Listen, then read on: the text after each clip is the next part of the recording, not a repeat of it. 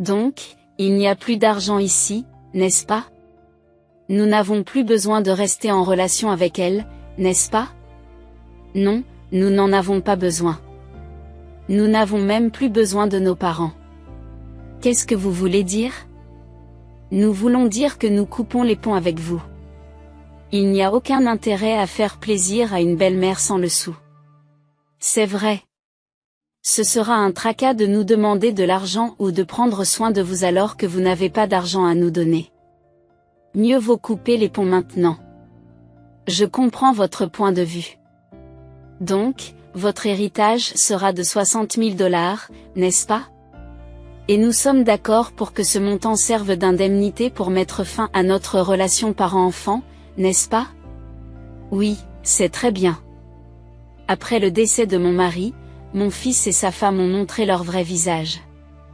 Ils m'ont présenté une déclaration de rupture, comme pour évacuer leur frustration face à l'échec de leur projet. 60 000 $, c'est beaucoup d'argent. Mais ils regretteront d'avoir pris cet argent. 2 ans après la mort de mon mari, j'étais assise sur un banc public et je mangeais du pain. Mon moment de paix a été interrompu par une voix familière. « Et, ce n'est pas vous? » « Quoi? » Elle a l'air si fatiguée, elle nourrit les pigeons dans le parc. « Non, ce n'est pas moi. »« Ah. C'est vrai. Nous avons pris tout l'argent, donc vous devez être sans abri maintenant. » Comment se passe la vie de sans-abri? Je n'en pouvais plus d'être en colère et je restais sans voix. Je soupire doucement et reprends mon repas. Maman, pourquoi nous ignorez-vous? Oh, c'est vrai, nous avons coupé les ponts, alors je ne devrais pas l'appeler « la femme à la noix », hein? Et si je l'appelais la sorcière sans-abri? Ouais, la clocharde sans-abri, ça marche. Mon fils et sa femme continuaient à se moquer de moi, profitant de mon silence. Ayant fini mon pain, il était temps de leur dire la vérité. Vous n'arrêtez pas de parler de sans-abri? Mais de qui parlez-vous? De vous, la sorcière des sans-abri. Je ne suis pas SDF. J'habite là-bas. J'ai indiqué un bâtiment et j'ai expliqué la vérité à mon fils et à sa femme. Qu'est-ce que c'est? Ils sont choqués par la vérité. Il était trop tard pour qu'ils regrettent quoi que ce soit. Je m'appelle Marie. Je suis une femme au foyer de 60 ans. Mon mari, Robert, a 67 ans et travaille encore. Il a quitté son emploi il y a une vingtaine d'années et a créé sa propre société d'informatique. L'entreprise s'est développée régulièrement, surtout au cours des 10 dernières années avec le succès d'un nouveau secteur d'activité, ce qui a entraîné une croissance rapide. Elle est aujourd'hui assez importante. Bien que tout cela soit grec pour moi, mon mari parle de science des données et de big data. Il a quitté son poste de PDG en raison de son âge, mais reste président du conseil d'administration. Cependant, il pense qu'il est temps de se retirer de ce rôle également. Nous avons un fils unique, Eric. Il n'a pas repris l'entreprise lorsque Robert a pris sa retraite. Il ne participe même pas aux activités de Robert. Je ne veux pas être perçu comme vivant au crochet de mon père, je ferai mon propre chemin. Après avoir obtenu son diplôme, il a rejoint une entreprise qui n'avait rien à voir avec l'informatique et a quitté la maison. J'avais espéré qu'il reprendrait l'entreprise de Robert, j'ai donc été un peu déçu.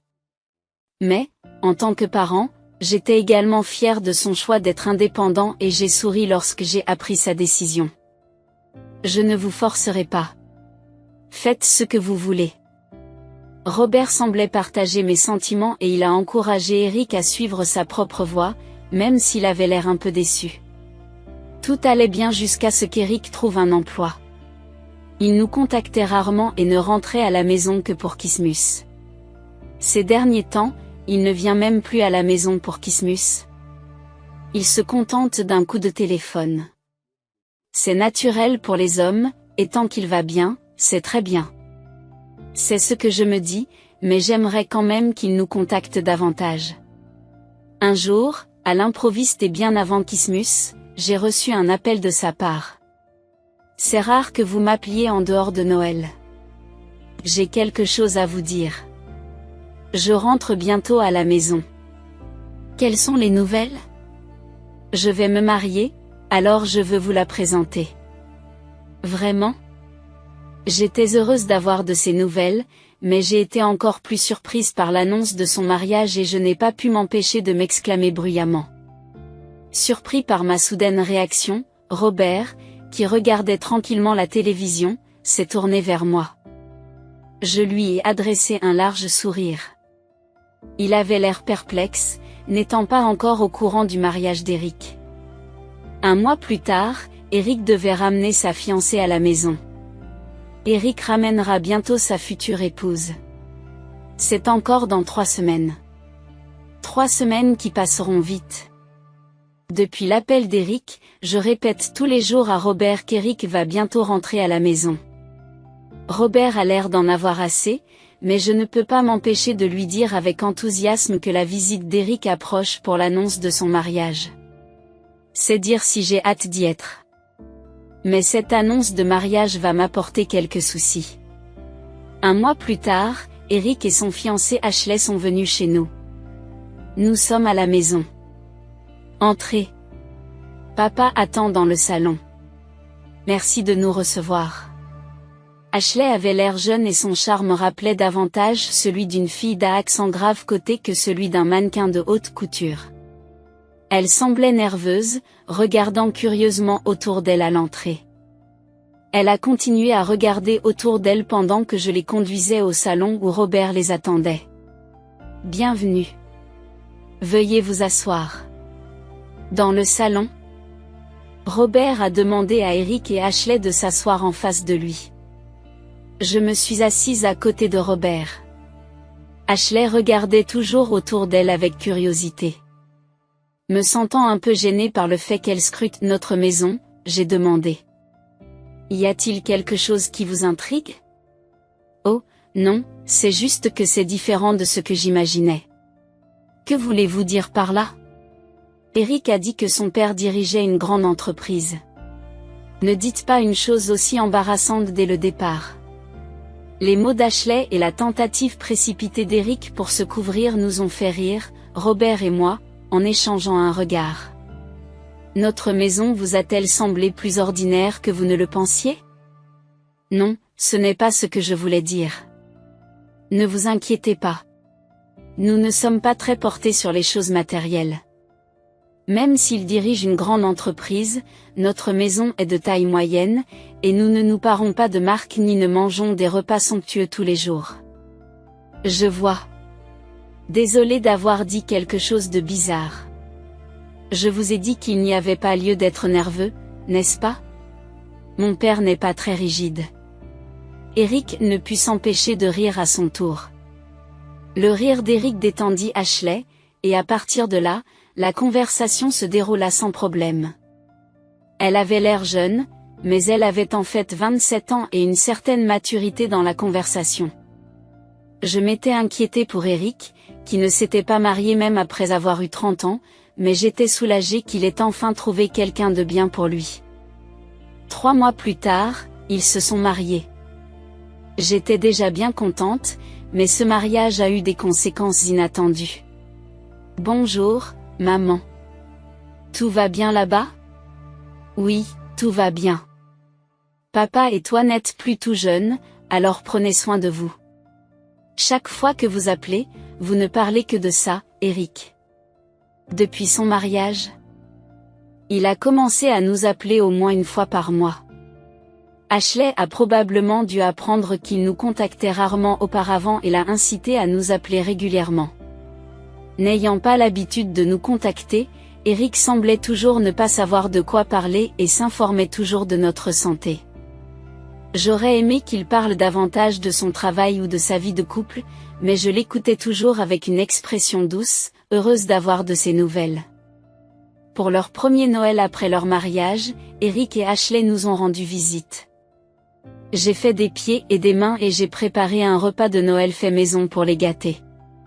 Cependant, Ashley semblait un peu « Ashley, y a-t-il quelque chose que vous ne pouvez pas manger? Non, ce n'est pas ça. Je vais manger, merci. Ashley a souri et répondu, mais je n'ai pas manqué l'ombre fugace qui a traversé son visage lorsqu'elle a vu le repas de Noël. Elle a à peine touché à la nourriture. Je me suis demandé s'il y avait quelque chose qu'elle ne pouvait pas manger. Craignant d'avoir mis Ashley mal à l'aise, je n'ai cessé de jeter un coup d'œil sur elle, m'inquiétant beaucoup de sa réaction. Préoccupée par la réaction d'Ashley, je me suis retrouvée à parler moins que d'habitude, malgré la conversation animée entre Robert, Eric et Ashley. Finalement, alors qu'Eric et Ashley s'apprêtaient à partir, Eric m'a chuchoté quelque chose pour que les autres ne l'entendent pas. « Maman, ces repas de Noël traditionnels ne sont plus vraiment dans l'air du temps. » Ce n'est pas vrai, n'est-ce pas? Il n'y a rien de démodé dans un repas de Noël traditionnel, n'est-ce pas? Il ne s'agit pas d'être démodé, mais le repas de Noël que vous avez préparé était plus conventionnel, n'est-ce pas? De nos jours, les gens optent souvent pour des repas de Noël plus uniques ou plus gourmands. Ashley espérait peut-être quelque chose de plus contemporain ou de plus somptueux. Vraiment? Je suppose que je ne suis pas au courant des dernières tendances en matière de repas de Noël. Je suis désolée. Je ne pensais pas que faire un repas de Noël était une chose pour laquelle il fallait s'excuser, même s'il s'agissait d'une tendance. Mais je m'inquiétais trop de l'impression d'Ashley. Je me suis surprise à m'excuser à voix basse auprès d'Eric. Après le petit incident du dîner de Noël, les appels mensuels se sont réduits à une fois tous les 2 ou 3 mois. J'étais abattue, pensant que j'avais contrarié Ashley avec le dîner. Voyant mon humeur, Robert m'a réconfortée. Ne vous inquiétez pas pour le dîner de Noël. Ashley ne serait pas fâchée pour ça. Eric est probablement occupé par son travail. Ou peut-être qu'il n'a pas le temps de répondre aux appels mensuels. Après tout, il n'avait pas l'habitude d'appeler du tout. Même une fois tous les 3 mois, c'est bien, non? Ces paroles m'ont un peu remonté le moral. Cependant, je n'arrivais toujours pas à me débarrasser d'un sentiment négatif persistant. Il semblait que cette émotion négative attirait encore plus de problèmes. 6 mois plus tard, Robert est tombé malade. Je crois que je ne peux plus travailler. C'est une bonne occasion de prendre ma retraite. Il semblait heureux d'être libéré de son travail alors qu'il était allongé sur son lit d'hôpital. Mais je le connaissais trop bien après plus de 30 ans de mariage. Il devait être frustré d'être contraint à la retraite par la maladie, et non par choix. Sa tentative de dissimuler ses inquiétudes derrière un sourire m'a transpercé le cœur. Naturellement, nous avons parlé à Eric de la maladie de Robert. Quoi? Papa est malade? Je viendrai le voir un jour. La réponse d'Eric au téléphone est indifférente. L'état de Robert s'est aggravé. Malgré cela, Eric et Ashley ne lui ont jamais rendu visite. Finalement, les appels tous les 3 mois ont cessé, et ils ne sont même plus venus à la maison pour Noël. Le temps a passé, 3 ans plus tard. Robert est décédé. Alors, papa est enfin parti, hein? Il avait plus de 70 ans et une entreprise florissante, alors je suppose qu'il était satisfait de sa vie. Même lorsque j'ai annoncé à Eric le décès de Robert par téléphone, sa réaction a été indifférente. Il s'est bien rendu à l'enterrement, mais il n'a rien fait. Une fois les formalités terminées, Eric et Ashley sont partis précipitamment. En les revoyant rire en montant dans la voiture, ma tristesse d'avoir perdu Robert a été remplacée par de la colère. Mais cette colère fut éphémère, et bientôt je fus à nouveau submergée par le chagrin. Il y avait tant de choses à gérer, comme la paperasserie et le nettoyage des affaires, mais je n'arrivais pas à avancer. Environ 1 mois après le décès de Robert, j'ai enfin commencé à me sentir un peu mieux. Il semble que le temps guérisse la plupart des blessures. Cependant, alors que je reprenais des forces, un nouveau problème est apparu. Un matin, alors que je faisais la lessive, on a sonné à la porte. « Maman, ouvre. J'ai vérifié le moniteur et j'ai vu Eric et Ashley debout. Interloqués par leur visite soudaine alors que ce n'était même pas un jour férié, je me suis dirigée vers la porte. C'est par là que se trouve la chambre que papa utilisait pour travailler. Attendez une minute. Alors que j'ouvrais la porte, Eric et Ashley firent irruption sans même me saluer et se dirigèrent directement vers la chambre que Robert utilisait pour travailler. Resté devant la porte, je me suis précipitée à leur suite. Où se trouve-t-il ? Il doit être dans un de ces tiroirs. La porte de la salle de travail de Robert était restée ouverte et je pouvais entendre Eric et Ashley parler et fouiller dans les tiroirs. Que faites-vous tous les deux ? Eric et Ashley s'arrêtèrent et se tournèrent vers moi. J'avais une idée de ce qu'ils pouvaient faire, mais je priais pour me tromper. Il est temps de parler de l'héritage, n'est-ce pas ? Nous sommes donc venus chercher ce qui nous appartient. Robert dirigeait une grande entreprise et ne dépensait pratiquement pas d'argent, alors il doit y en avoir beaucoup, non ? Il semble que mes prières soient restées sans réponse. Eric et Ashley m'ont lancé ces mots et sont retournés fouiller dans les tiroirs. En les regardant agir comme des voleurs, j'ai perdu la volonté de les arrêter. Je l'ai trouvé. C'est ça ? Oui. Qu'y a-t-il à l'intérieur ? Respirant bruyamment, Eric et Ashley ont commencé à feuilleter les livrets de banque de Robert. Cependant, leurs visages s'assombrissent lorsqu'ils regardent les soldes. Qu'est-ce que c'est que ça ? Il n'y a presque pas d'argent là-dedans. Bon sang de bonsoir. Je suppose qu'il n'y avait pas autant d'argent que je le pensais. Il était clair qu'ils étaient venus chercher l'argent de Robert. Mais je ne comprenais rien à leur conversation et je restais là, hébétée et sans expression. Maman, tu as eu une vie facile, mais en fin de compte, c'est toi qui as eu le plus petit bout du bâton, hein ? La voix d'Eric m'a ramenée à la réalité. Alors que je reprenais mon attention, j'ai vu Eric et Ashley me regarder avec un sourire narquois. Toujours incapable de comprendre la situation, j'ai demandé à Eric, prêt à se faire ridiculiser. Qu'est-ce que vous voulez dire par avoir la peau de chagrin ? Pas besoin de jouer les idiots. Nous sommes au courant. Ashley a dit que la société de Robert a été absorbée par une autre juste quand il est tombé malade, n'est-ce pas ? Cela signifie qu'elle était déficitaire et qu'elle a dû rejoindre une autre société, n'est-ce pas ? Quoi ? De quoi parlez-vous tous les deux ? Une personne qui a une entreprise presque en faillite n'a pas beaucoup d'argent. Pourtant, je pensais qu'il resterait quelque chose puisqu'il était à la tête d'une grande entreprise. Mon plan a échoué. Oui, quelle déception. Attendez. Qu'est-ce que vous voulez dire par tout ça ? Je n'arrivais pas à comprendre la conversation entre Eric et Ashley, frustré, j'ai haussé le ton. Mais Eric et Ashley sont restés impassibles face à mes cris, arborant toujours leur rictus de méchants. Je n'ai pas rejoint l'entreprise de mon père parce qu'il me semblait que c'était un travail difficile, de s'occuper de toutes ces choses compliquées. Pourquoi y travailler si je peux hériter d'une fortune de papa dans le futur, n'est-ce pas ? J'ai pensé qu'il était plus intelligent de se la couler douce avec un travail moins exigeant. Mais les choses ne se sont pas passées comme prévu. J'ai même essayé de rester de votre côté au début, en étant très gentille, en demandant à Eric de vous appeler, en supportant cet horrible dîner de Noël. Vous avez cessé de faire tout cela quand il est devenu clair que papa n'était pas du genre strict, n'est-ce pas ? Quand nous avons appris que Robert avait abandonné la société, nous nous sommes résignés à une vie normale, n'est-ce pas ?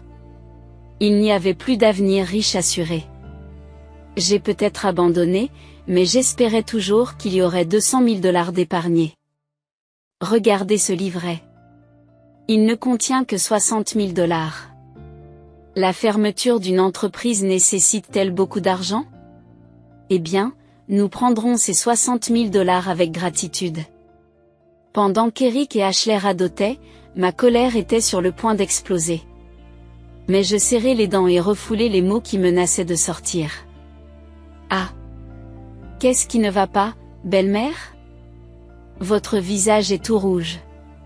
C'est vrai, il n'y a plus d'argent dans cette maison, n'est-ce pas? Plus besoin de s'embêter avec vous, n'est-ce pas? C'est logique.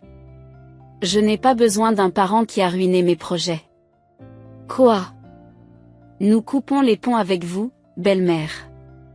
Cette maison n'a plus d'argent, n'est-ce pas? Inutile de faire plaisir à une belle-mère sans le sou. Nous ne voulons pas qu'on nous demande de l'argent ou qu'on nous dise de nous occuper de vous sans un sou.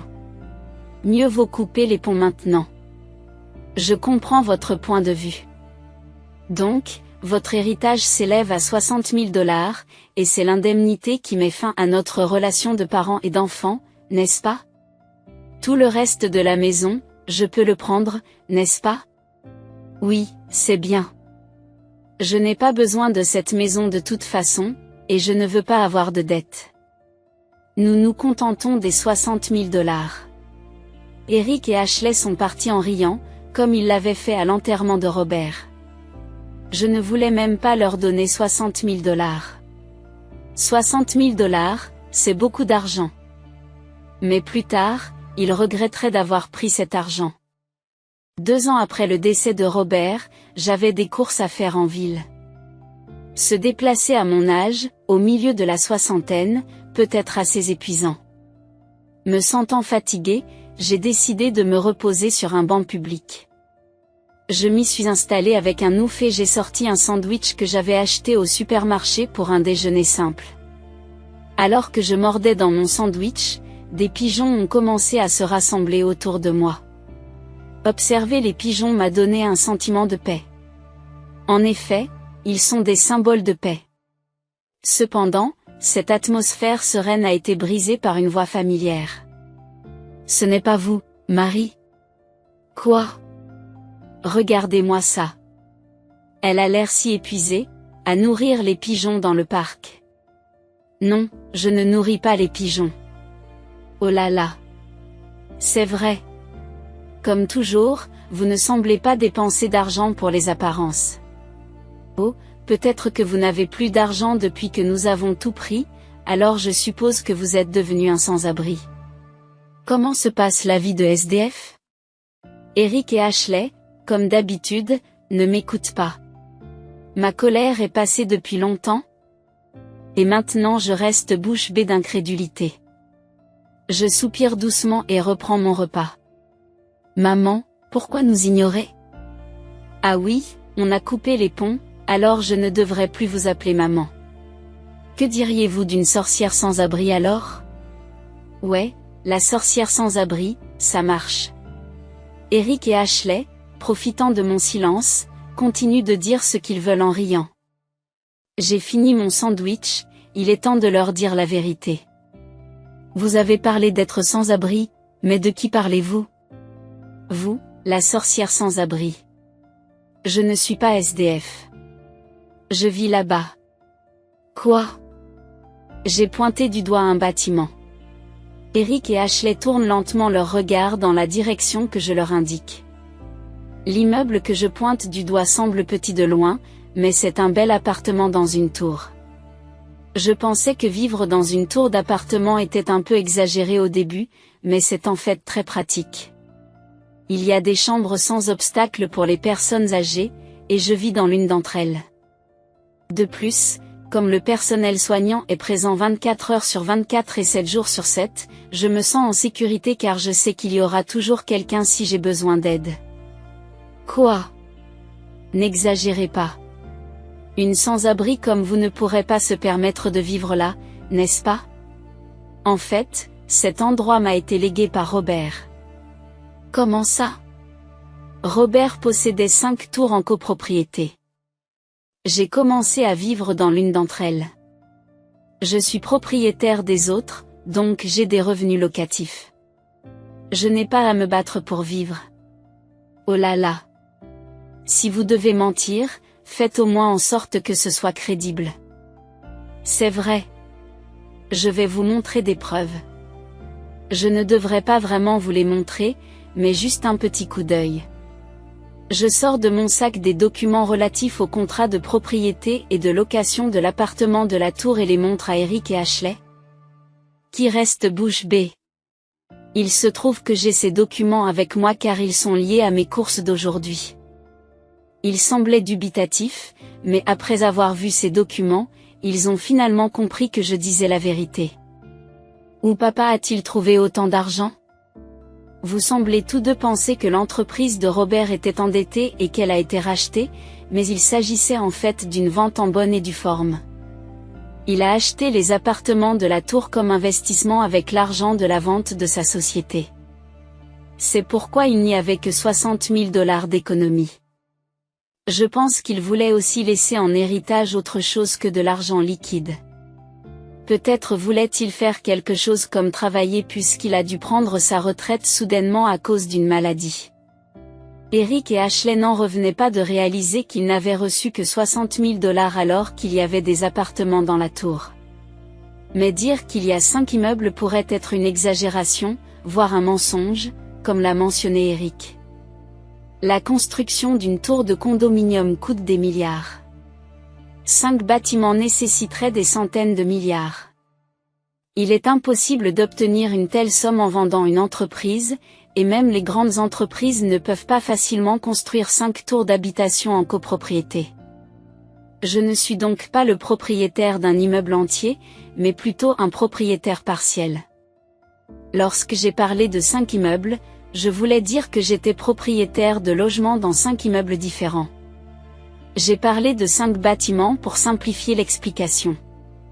Eric et Ashley ont mal compris, pensant que j'étais propriétaire d'immeubles entiers.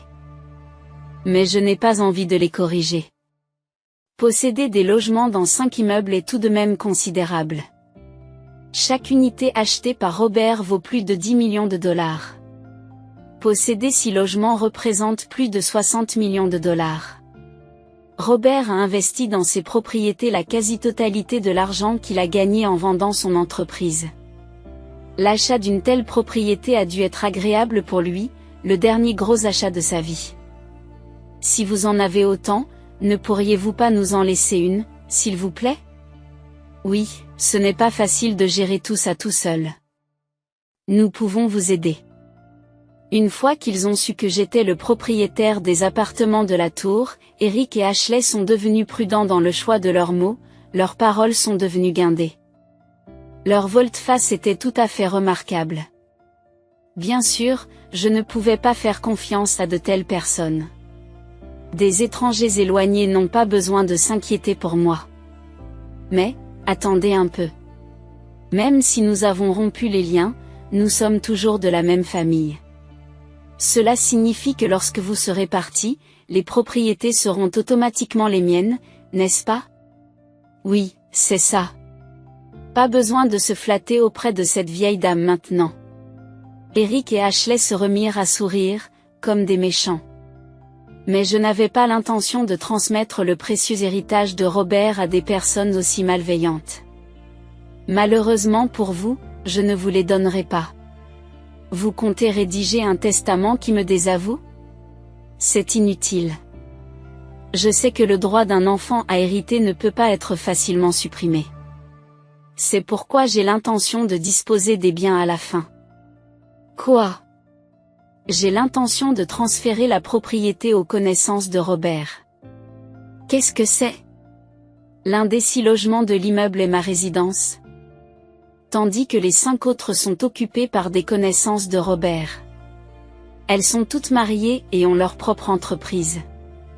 Il est donc peu probable qu'elles déménagent avant que je ne rejoigne Robert. Il n'y a donc pas d'inquiétude à avoir quant au logement vacant. Ces personnes, qui m'ont soutenu et à qui Robert était redevable de son vivant, hériteront des appartements lorsque je ne serai plus là. Je pense que c'est beaucoup mieux que de les confier à Eric et Ashley. En outre, j'ai l'intention de faire don à l'entreprise de Robert de l'argent qui s'accumule lentement grâce aux revenus locatifs. Ce n'est peut-être pas une grosse somme, mais comme j'ai déjà donné 60 000 $ à Eric et Ashley, je ne veux pas leur donner un centime de plus. Quand je partirai, je m'assurerai qu'il ne reste rien pour vous. Qu'est-ce qu'il y a? Eric semble perdre toutes ses forces en réalisant que je n'ai pas l'intention de laisser quoi que ce soit derrière moi, et s'effondre sur le sol. 60 000 $, c'est une somme importante, mais qui n'est pas au-dessus de la capacité de gain d'Eric. S'il regrette d'avoir abandonné les propriétés pour seulement 60 000 $, c'est inévitable. Il n'est pas très agréable de discuter de projets après ma mort. Mais je suis satisfait de voir les visages paniqués d'Eric et d'Ashley. Bon, j'ai des courses à faire, alors je vais y aller. Au revoir, étrangers séparés. J'ai quitté le parc d'un pas alerte. Eric, qui n'a pas eu accès aux propriétés, était tellement frustré qu'il a acheté un petit immeuble en copropriété. Mais comme il a agi à la hâte et sans connaissance suffisante, il a du mal à trouver des logements vacants. Et l'entreprise continue d'être déficitaire. Il a investi toutes ses économies et contracté des emprunts, de sorte qu'il ne pourra pas continuer indéfiniment et devra probablement vendre.